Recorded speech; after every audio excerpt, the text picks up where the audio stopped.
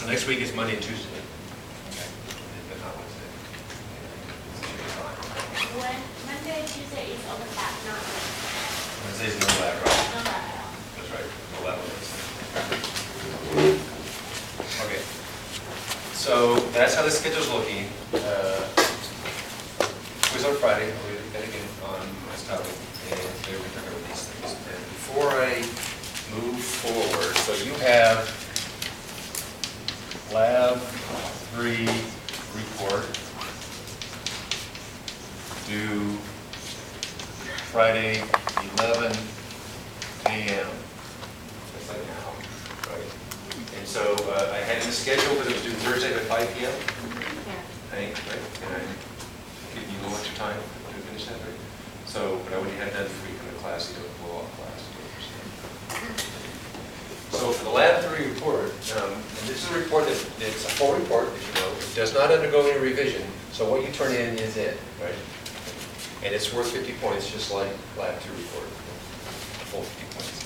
And I want to encourage you that for the discussion, because this is something that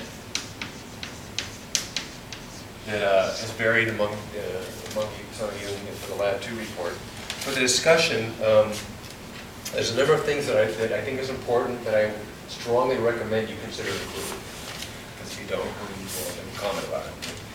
And so one thing that you should be addressing in the discussion is how your results compare to others. And what I mean by others is I mean published in the literature. Okay. So you're measuring lead and copper in these unknown samples. And you measured before, one of them is tap water, one of them is seawater. And you're measuring these values, and you want to make a comparison with other published values to get a sense of how they compare, right? You want to address how those values may fit from what you expected, based on what you think others have published in there, right? And you want to address the implications for the levels you measure.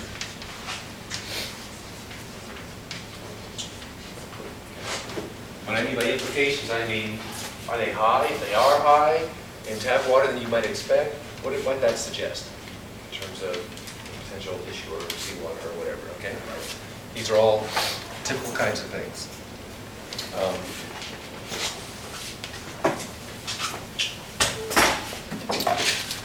Going sort of backwards. I want you to address specifically the reliability of the results. And what I mean by reliability of the results, there's two ways we typically talk about that. One is accuracy. One is precision. How are you going to evaluate accuracy for your results in this lab? Let me ask you, how might you, this is more general, how might you evaluate accuracy of analytical results that you generate in general? The triplicates and a deviation. Okay, no. Would you compare them to either the literature value or try to reproduce and get your same results? In your literature value, that people have measured your unknowns and published that? Yeah, like, I mean, if that doesn't exist, then I guess like you could only find accuracy by like doing it multiple times and getting the same result, right? Or would that be precision? Okay. You will not pass this class unless you can clearly understand how one goes about this. This is very fundamental, right? This is very important. How does one evaluate accuracy? How do you know you are right?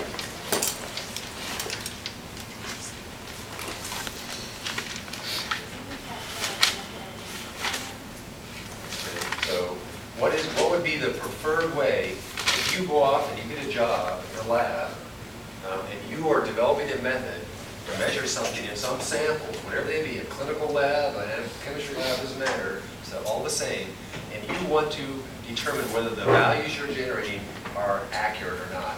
What is the way that you should try to do that? First, before you do that. So you would prepare, No. You could try different techniques, maybe? No, so, and I mentioned this before, this is really important. You would buy a standard reference material. You would, a certified standard reference material, you would buy that.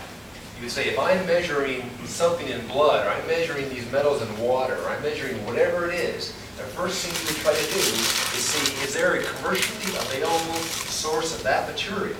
And it's been measured exhaustively by different analytical methods to reach a consensus agreement on what the values are for your analyzing in that material that's similar or identical to your material, and if so, you buy it.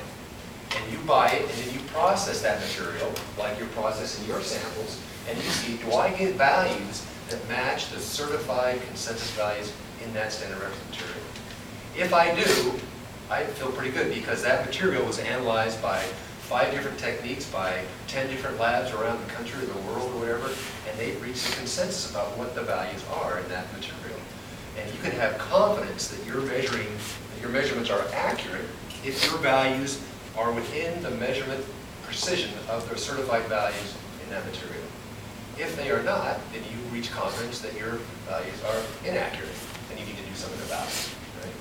That's the main way. That's the first thing you do.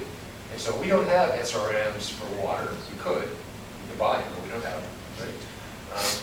And if you don't have, and we don't have them, that's one. And for many materials, they do not exist commercially. So if they do not exist commercially, then you have to do something else. And one would be what you just said, right? One would be something like a method of addition approach to say, can I use different approaches for measuring my analyte in a sample, and all those different approaches lead me to the same value, or measurably indistinguishable value. And so these are the two approaches. And so when you leave here, this is what you would automatically do in the real world, in the lab, in anybody's lab here. This is what you would start with. We're not doing that here because it's cost $5,000 each. But that's what you would do. And if you don't have that available to you, then you would do some other approach like you were doing. So accuracy is the extent to which the values you measure approximate the true value. That's what accuracy is. Are you right? And I started this class the very first day saying that accuracy is this sort of Zen thing, because how do we ever know what the true value is? We can never attain it, but we can strive to attain it, right? And we can get very, very close, but we can never actually get there. And so your goal with evaluating accuracy is to say, how, in your case, how can I use different approaches to reach a consensus value for my material? And what did you do to evaluate accuracy in your unknown water samples? You did that, and what else did you do? Just speak up. Standard curve, right? So you used 2 approaches. You used an external standard curve, and you compared your absorbance and your unknowns to the standard curve, and you applied the dilutions, and you then reached a concentration based on that. And then you asked, what if there's some interferences in my relationship between concentration and the response absorbance is different from my standard critical sample? Well, now I'm going to create a standard curve in my sample, and you did that with a method of addition. Right? So you used 2 independent approaches to determine the concentration of copper and lead in your unknown samples. 2 independent approaches. And that is the way that you're evaluating accuracy.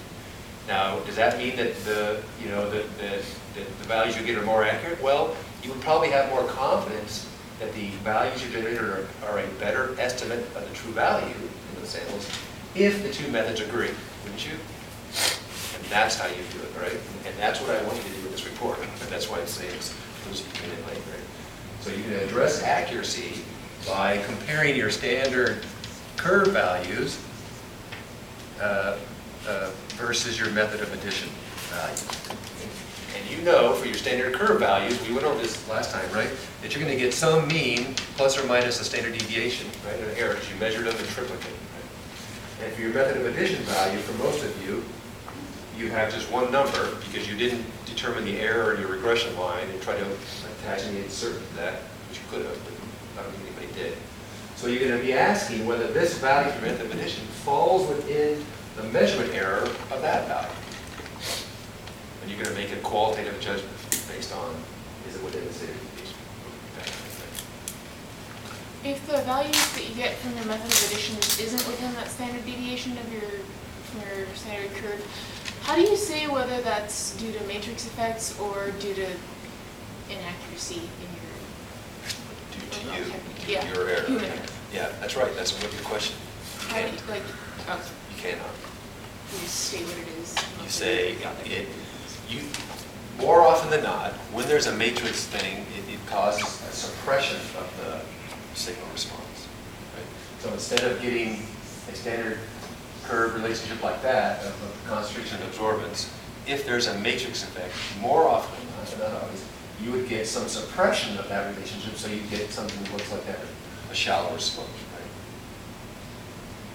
And so that would mean that you would have,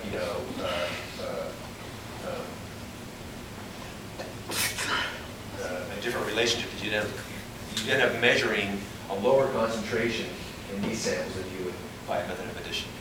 But you can never really be sure. This depends on what you out.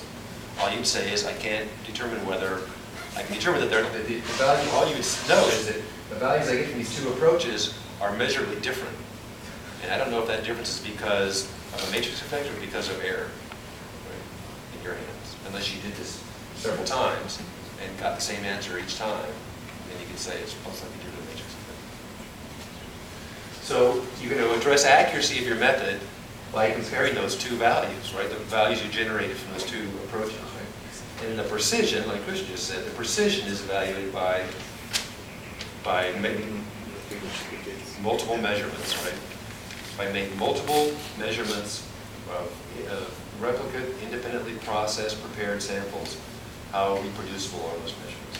So you won't have the reproducibility and precision measurement from the method of addition.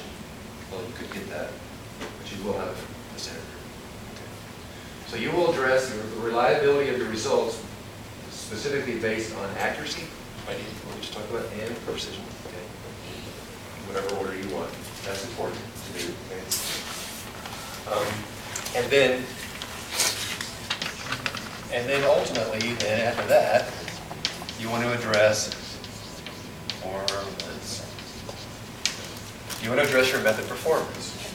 And the method performance is going to be addressed, of course, with your figures of merit, and it's going to be addressed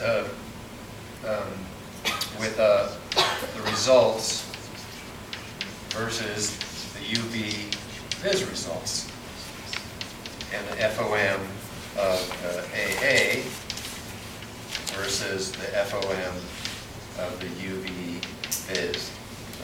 That's what that is. So now you have the same samples that you've measured by two different methods for at least one of the analytes, copper, not for lead. And you can address the method performance for both copper and lead based on the detection limits. How do the detection limits that you measured for copper and lead in your hands compare to what people have talked about in the literature? The detection limit should be for flame AA for copper and lead. That's one. Right? And the limit of linearity. Right? And then how do the results for your unknowns that you measure here, that you've got by some consensus of these values between the method of addition and the standard curve, how do they compare to what you got in the UV Viz? Right? Ideally, it should be the same, right? But they may not be. And then this is the point of measuring the same sample with two methods. If you had the choice, which method would you use to measure copper in these unknown samples? Would you use UV Viz or would you use flame AA? And why? Would you use one or the other? And that's the whole point of making that comparison. One method performs a little better than another. If we're talking about the Venus experiment, do we need to introduce that or talk about the results in the session? All you need to do is, you did it, and you say, you could quite logically have a table where you would be comparing the results that you measured by UV Viz and have and make some of these comparisons in a table to say, oh, the detection limit, the limit of linearity, and blah, blah, blah that I got for copper by UV Viz versus AA, as well as the concentration of mine and A and B for copper for UV versus A is this versus this, and and they're different, but they're similar or whatever. And you'd look and say, well, which method is easier? Which one's faster? Which one seems to be more, reliable or more precise or whatever? But that's the idea. So the discussion here is going to be developed a little bit more than what many of you did in the second report. And these are things that I want to just say, I think it'd be smart just to organize it. You could have 3 or 4 paragraphs that deal with these 3 topics, and then you'd be pretty well covered. Okay. All right? Everybody okay with that? Was this kind of clear from the guidelines, or the extent was not so clear in the guidelines? I think I'm referring to what I already said in there, but it may not have been elaborated on as much. Nobody's looked at the guidelines? It's my heart. Did you say you had? I guess I would say this is more like explicit. Okay, I wanted to be a little bit more explicit, so that way you're like, all right, I can do this, and I've got all the info covered. Okay, so that's for Lab 3, due 11 a.m. Friday. Okay. Now you know this. When I ask this now on a quiz, which now I'm going to be highly inclined to do, you'll know what the answer is. Okay. And then for those of you who came in a few minutes late, the schedule next week for the lab is Monday and Tuesday. We can do open lab, so that you can come to either or both. Okay. Not either. If you're Monday lab, you're going to come to one. Come Monday. But if you need more time, you can come to Tuesday as well. And then we have the regular schedule the week after. And then we have some of the labs, and we have just one lab the week after that for the presentations in that following week. So we're getting to the end. If we're planning on to use the ICP, I was wondering how can we schedule that? Okay, we'll talk about that. Yeah. All right. Okay, now, a number of you, I've already alerted Rob Frank. So today in lab, you guys are going to come for the Wednesday section, and come promptly at 1, because by about 1:05 or 1:10, we're going to walk over as a little field trip to the Earth and Marine Sciences building, to the Marine Analytical Sciences facility, to have Rob Frank sort of give you a demonstration of the ICP OES and the mass spectrometer facility and so forth. And then that'll last maybe 40 minutes or so, and then you'll come back to the lab and you'll start on your independent study platform. And then Thursday, tomorrow, for the Tuesday-Thursday group, we'll do the exact same thing. Okay, so if there's at least, how many groups are hoping to use the OES? 1, 2, 3, maybe you guys? 3 or 4 groups, for sure, right? So I'm going to go over how this works today, and then you'll get some information from Rob. And this will obviously be very important, because when you do your presentation, you'll be expected to describe a little bit how the instrument works, just like you would for a lab report. All right, so I think I stopped here last time. And so remind me, what's the main difference with optical emission versus atomic absorption, or atomic emission versus atomic absorbance? One's absorbing photons, one's emitting. Dark lines. Okay. So one's absorbing, that's right, one's emitting, right? So in one case, we're measuring the absence of photons. In the other case, we're measuring the presence of photons, right? And they're different photons, right? Some of them come from a source lamp, and some come from our analyte. In atomic absorbance, we're measuring photons that came from a Hall cathode lamp.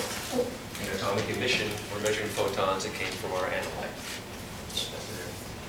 And the beauty about atomic emission spectroscopy is when they've paired it, and it hasn't always been this way, but when they've paired it with the development of inductively coupled plasma torches, we'll talk about those.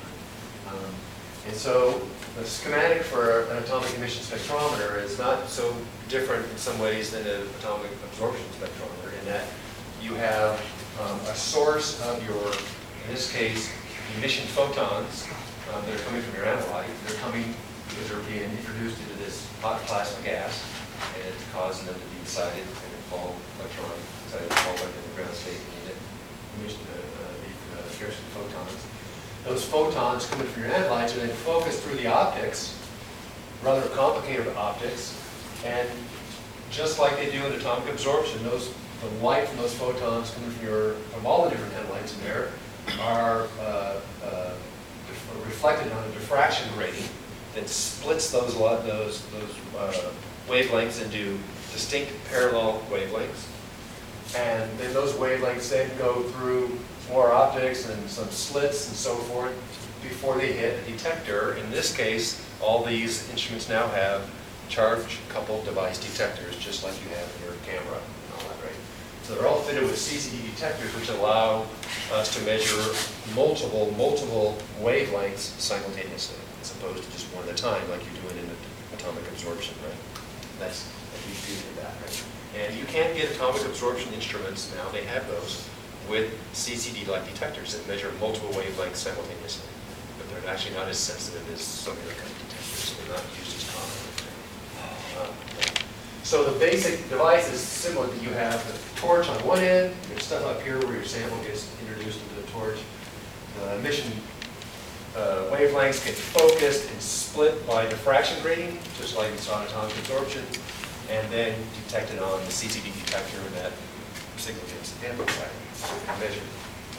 Now, the components that you're going to be exposed to tomorrow, or today and tomorrow, that make all this happen are sort of broken down, just like in Flame A, are broken down into components that are necessary to take a liquid sample and turn it into an aerosol that can then be introduced into a plasma. And so it starts up here with a peristaltic pump. And we all know what a peristaltic pump is that right? Is there anybody who doesn't know what a peristaltic? So a peristaltic pump is a very simple design that has a roller, maybe about that big, that turns, that's this thing. And on that are fitted a bunch of small little pin rollers, maybe about as big around as my finger, another kind of pump in it. And this thing spins, and those rollers are essentially pushing along the tubing, the Tygon tubing that's wrapped around that roller, pressed against some solid surface. So as the rollers turn, it essentially pushes the fluid inside the tubing, kind of like pushing it along, like in a bag or a toothpaste tube. You squeeze the toothpaste in the tube, right? And so it's designed so that it's moving at some constant rate, and you're pumping fluid through that tubing at some constant rate. So on one end, like here, you've got, for all of you, you'll come in with little scintillation vials that have your sample, and that thing has a little auto sampler, and it knows where your samples are. It'll come over there and stick a little tube in it, and it'll suck up sample there at some rate that you define, and then introduce that sample into a nebulizer. And so, in the beginning, for your Flame AA, you don't have that, because how are you introducing fluid into the AA, into your atomic absorption spectrometer? You don't use a pump, are you? How's that happening? Isn't in the nebulizer vacuum pressure from the gas is just sucked out? So gas, the acetylene is air and acetylene mix is being pumped flowing into your spray chamber nebulizer. It's creating essentially a Venturi vacuum in there. It's pulling, that small vacuum is pulling fluid up to that capillary tube just by force of vacuum. That's right. That's what it is. So here it doesn't do that because we don't have the same kind of gas setup in the spray chamber. There could be some free aspiration, they call that, but it would be much slower, right? So you'd be able to introduce as much sample into your instrument. So we can pump it in now at some rate, okay?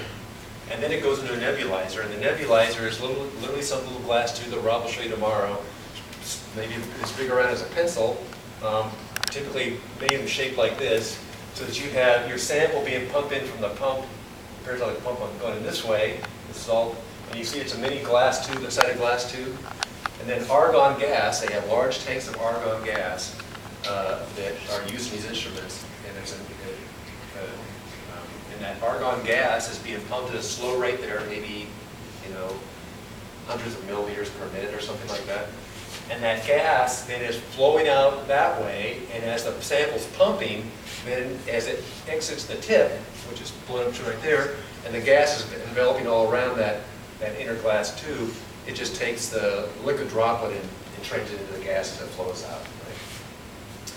And this nebulizer then this is another kind of nebulizer. It works very similarly, where sample comes up and the gas goes across. The nebulizer is then fitted inside a spray chamber. There's several different kinds. This is one kind, this is a different kind. Let's look at this kind. This nebulizer, which is that device, where your sample's pumping like this, the gas is coming out like this, it fits inside the spray chamber, and the spray chamber's about that big around, you know, something like this. And the gas comes in, and now the spray chamber now has these baffles, so that now the gas is creating, carrying that droplet, turning some of that droplet into an aerosol, a fine mist. Most of the liquid drains down here and drains into the drain, just like in the Flame AA. But some of that sample is aerosolized and is carried in the gas flow that goes around up into the plasma torch.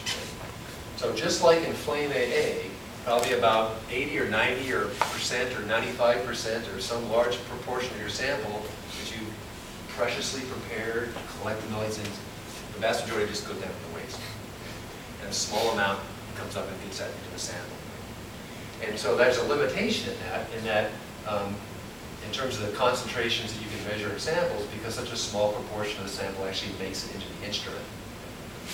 There's a downside to say, well, why don't I just like turn the gas flow up or turn the sample flow up and entrain a lot more of my liquid sample into the instrument. And the problem with that is you'd extinguish the torch because you'd have so much fluid entering the instrument. And the energy required to desolvate and volatilize, vaporize all that, just like it happens to the flame, would cause that you would actually be using a lot of the energy just to do those processes, and you wouldn't actually be exciting much of your analyte. Okay? So there's a trade-off of introducing more liquid aerosol sample into the torch, and it actually doesn't work as effectively as you might think to increase sensitivity. Okay, so of components then, we've got a peristaltic pump that's pumping things into a sample nebulizer, which is nebulizing your liquid sample into a fine aerosol that gets into the spray chamber, creates a spray that gets introduced in the ICP torch. That's the first step that you have to do, just like AIDS. And the thing that makes ICP optical emission spectrometry or mass spectrometry in many ways preferable to methods like Flame AA is that the ICP torch, the inductively coupled plasma torch, is very effective at breaking down potential interfering matrices of molecules and things in the sample. Right? And so these are several pictures of what a torch looks like, and Rob will show you what it is tomorrow. So this thing's probably about as you know, maybe big around as my thumb, but about that long, and they look exactly like this configuration. Here's a picture of one exactly. And these are made out of quartz, not made out of regular glass. And they're designed, importantly, so that the sample that's coming from the nebulizer is coming in, and you have a high flow rate of gas coming in. And so you see that you've got essentially three tubes inside one another with this device. You've got the outer tube, which is here. You've got this inner tube, which ends right, you know, above the intermediate one. And then you've got the very inner one where your sample comes. And the tip of that, at the end of where the sample exits and before the very end of the torch, it's arranged so that it is placed within inside, you can barely see it here, it's fitted inside a radio frequency coil, of which a very strong radio frequency wave is passed in that coil. And that radio frequency coil that's passed right at the end takes the argon gas that's flowing out here, you're pumping it at about 8 liters a minute or something like that, some pretty high flow rate of gas. And it takes that argon gas and excites it to such an extent in that radio frequency field that those argon atoms are slammed into each other at a high velocity, and they ionize. And when they ionize, they generate an argon gas plasma. And a plasma is just a superheated gas. And what's cool about this is that there's no argon plasma that gets generated, you know, up here or down there. It's only an argon plasma in the vicinity of the RF coils. So you can essentially tune where that argon gas gets excited into that plasma. And you can sustain and maintain that argon gas plasma sort of in space. So it's not actually touching the quartz here. It's blowing out so fast that it's not touching the quartz, and it's blowing out, and it creates an argon gas plasma cone. And the advantage of that is that you can maintain the torch without it melting, because it's about 8,000 degrees Kelvin. If this wasn't tuned properly and the argon gas was flowing at a lower rate, it can impinge upon the quartz side of the torch, and it would just melt it back. But it's flowing so fast that it keeps the argon gas sort of insulated from the boundaries of the torch. So the beauty of this is that there's no flammable gas. You just, start flowing the argon gas, you turn the RF coil on, and you introduce a small little spark, like an ignition spark, like you do like a barbecue or whatever. And that spark ionizes a few argon atoms that all of a sudden get excited and slam into others, and all of a sudden the torch lights. And it sits there and glows, and it looks just like this. It's really pretty. And he'll probably show you that. And then you run your sample up through here, through the tube, and as soon as it hits that 8,000 or whatever degree argon plasma, everything happens. The molecules in there break down, they atomize, they desolvate, they vaporize, they atomize, and they get excited. All that happens in the fraction of a second that the analytes are in that gas, in the argon plasma. And when all that's happening, those atoms are getting excited, in that fraction of a second they're there, and those electrons are falling back down to ground state, and they're emitting characteristic emission photons. And here you see, in this case, this is essentially the light panel in the optics, where those photons that are then traveling down in the optics of the instrument. And it's arranged at 90 degrees to the plasma for ICP, right? So it's capturing all the photons are going everywhere, but it's the ones that go that way that get focused in the instrument that you detect. So unlike flame AA, where you might have a lot of other kinds of interferences due to how organic molecules are affecting how your analyte is being broken down and free from complexation with other organic molecules or inorganic molecules, a lot of that is eliminated because of the very, very high temperature of the argon plasma. And we'll talk about it maybe a little bit today. It's the exact same plasma that's fitted on mass spectrometers. But in a mass spectrometer, we're not trying to excite things so they go down to ground state. We're trying to ionize things, right? And so those three states of atoms we care about in these methods. One is we want them to be in ground state but free. That's atomic absorption. One, we want them to be free but excited but not ionized. That's atomic emission. And one, we want them to be fully ionized, so they have a charge. And that's what's necessary in mass spectrometry. And all that's happening in the plasma. So there's a fraction of atoms that we're not even measuring because they get fully ionized, right? That's okay. It's all good. So this just describes what I just showed. That you have the RF coil, which is showing a cross section of the torch now. So this is the coil wrapping around the end of the torch. And you see the argon gas flows in from the side tangentially and starts flowing around and creates this Venturi effect of moving out at a very high rate. Right? And then you get this electromagnetic field from the RF coils and introduce a spark that ionizes a few of the argon atoms, and that's what lights the argon gas plasma here within that area where the coils are wrapped around. They're excited. Right? And it can maintain that forever, as long as the argon gas. The one downside of this approach is it goes through, you're pumping argon gas, I think about 5 to 8 liters a minute, so you go through hundreds of liters of gas, argon gas, in a day, right? So they don't buy tanks of argon gas, they buy liquid argon that then is constantly evaporating in these large fluids to generate argon gas.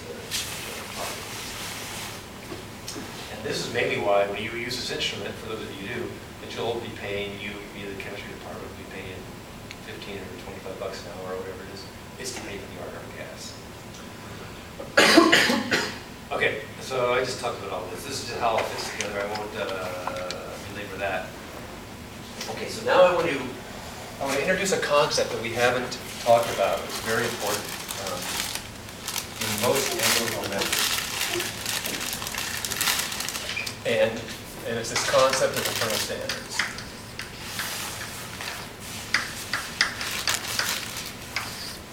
So if I go back to how this thing works, and all the components, in most analytical methods, when you start with a sample, and you pump that sample out by some means into something that takes that liquid sample and turns it into a gas, okay, an aerosol, right? And so in the flame, you get the spray chamber, in the flame it does that, in the ICP, you've got the peristaltic pump, put in the nebulizer, spray chamber, so on. and that gas aerosolized sample then goes, gets, atomized or whatever the case is going to be, and then it goes into the instrument to get measured. What you're measuring, as this process is occurring in real time, because you're measuring things in real time, is you're measuring sort of like this is time, and this is the signal. You're measuring your sample goes in and also hits the instrument, and the signal goes up, and you're measuring as the sample's being introduced into the instrument, whatever you're measuring, the emission. Okay? And while the sample's being pumped and atomized and all this stuff in the instrument, you're measuring that emission signal. But because of the different aspects of most instruments and how you are getting your sample from a liquid into the instrument to measure emission, there's some fluctuation in the rate at which the sample may be introduced into the instrument, or the rate at which the sample may be atomized or excited in the instrument. That contributes to instrument noise. And so, if the scales, right, you might look just like that, not look perfect, but if you look closely, what you often see is you would see things going up and down, maybe an oscillation, which oftentimes would reflect the peristaltic pump, because the pump's rolling with those rollers, and you see different rates of sample introduction that vary just a tiny bit. And those different rates of sample introduction from the pump sometimes manifest as pump noise and oscillation. Sometimes, depending on the other constituents in the sample, you affect the extent to which you generate an atomized, excited atom. So if we go to the torch idea, there's a lot of energy in that gas plasma. And the role of that gas plasma is to take those droplets of aerosol that are in the gas, they're not desolvated yet, they're a mist of aerosol droplets that are very small, and to take those droplets and go through the entire process we've talked about, where they get desolvated, broken down from complex molecules into free atoms, and then those free atoms excited so that they can then, excited electrons can fall into the ground state and release generate an emission photon. That whole process is occurring in that plasma. And the composition of the samples that we introduce in that plasma, your samples, affects to a large extent how that process occurs. And so can you think of an example of how that might be? Let's say with your own sample, the two samples you're analyzing now, what are they? The two unknowns for the lab 3 are tap water. And what's the difference between tap water and seawater? Salt. Okay, there's a lot of salt, a lot of matrix, right? Okay. And so you're introducing those two samples, let's say, if you could, into this plasma. And in terms of the process that has to occur in that plasma to generate free atoms that can be excited, what effect might all the salt have on that process? Takes a lot of energy. Would it have any effect? It sucks up a lot of energy. So one is it sucks up a lot of energy, right? Your atoms are in there for a fraction of a second before they get blown out past the RF coils. So all those other atoms in there that are much higher concentration oftentimes than the ones you care about, like copper, are sucking up all that thermal energy. And it's the thermal energy, what role does the thermal energy play in that plasma? It excites all of your. Yeah, right. It's this.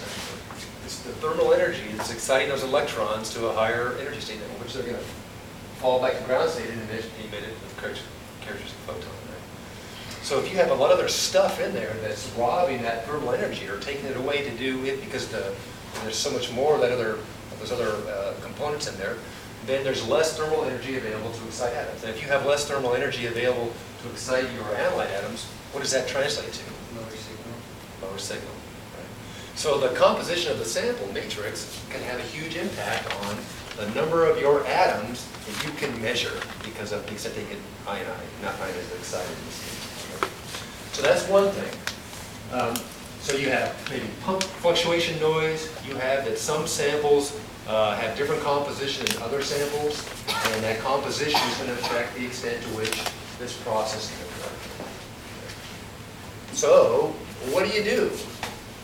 How do you get around that? Now, if you know now This I can maybe correct for in some ways, but how am I going to correct for or account for that my samples may have really different matrices that affect the extent to which this happens in the Markov plasma?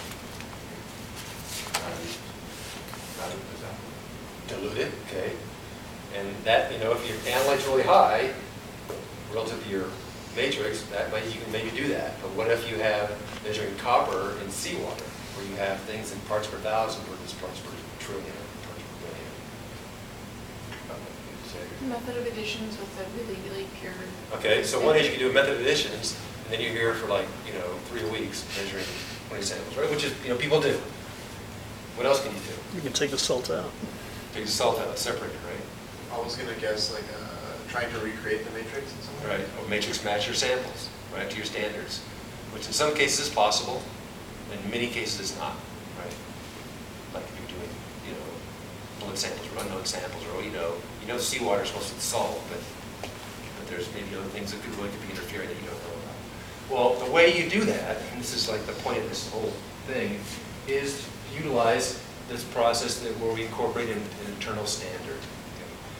And an internal standard, and all these instruments utilize this technology. The internal standard is essentially, the concept is adding a known amount of an analyte that does not exist in your sample, or exists at very low levels, but that's going to behave somewhat like your sample in the instrument, that means in the plasma and so forth. And then you can normalize all your signals to that sample. And so, if I flash forward to where I just was, there. So internal standard, what is it?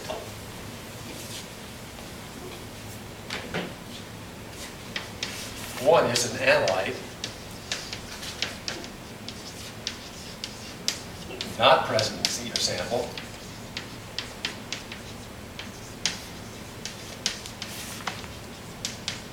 And I can say an asterisk for not, and just say, or very low. Okay, so it's negligible. So one is, it's an analyte that's not present in your sample. Two, it's an analyte that behaves, and I'll put that in quotes, like your analyte of interest, or analytes of interest, and behaves in the instrument. And what I mean in the instrument,